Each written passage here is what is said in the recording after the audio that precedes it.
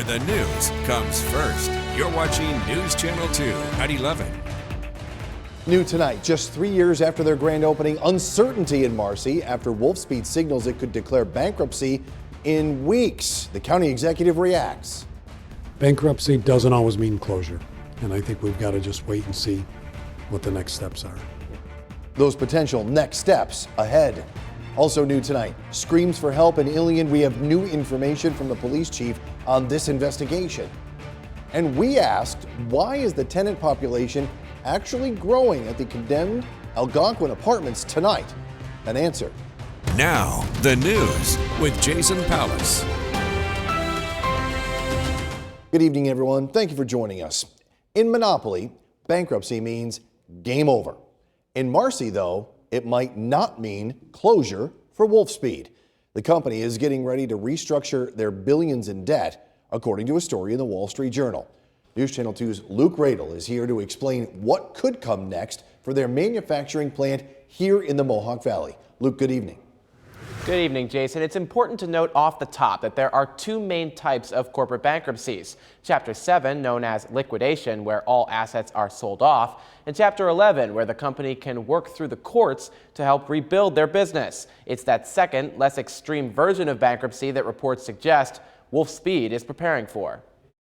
You know, many large companies have filed Chapter 11 and have succeeded and actually become stronger afterwards. So our hope is that that happens, and we'll see where we go from there.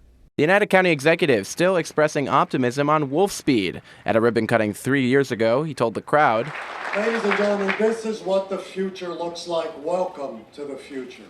But now that future has arrived and investors are not happy. Wolfspeed has been the most shorted stock in the United States for weeks. Just 4 short years ago, the price per share peaked at $140. Today's closing price, right there on your screen, and no, that decimal point is not a typo, $1.28. When was the last time you spoke to folks involved with running Wolfspeed? Well, it was shortly after, the replacement of, or the departure of the previous CEO. That was 6 months ago. Picente confirmed he's not spoken to Wolfspeed officials during this calendar year. He's been trying to set up a meeting with their new CEO.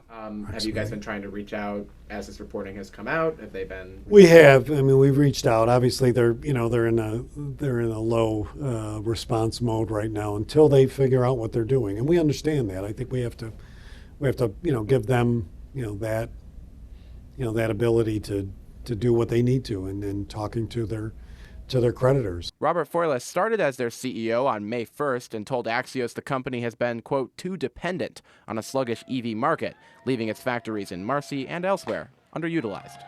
That's all you've been hearing for the last 3 years in particular is electric vehicles. The state has imposed different requirements, going forward. When the industry looks at those things, the industry thinks they're in a strong position. When all of a sudden administrations change and focus becomes elsewhere, business takes a hit, and I think that's what happened there. A spokesperson for Wolfspeed didn't comment specifically on a potential bankruptcy filing, but also doesn't take it off the table. If they do file in the coming weeks, it could be down in North Carolina, where they have their corporate HQ. Jason? All right, Luke, thank you.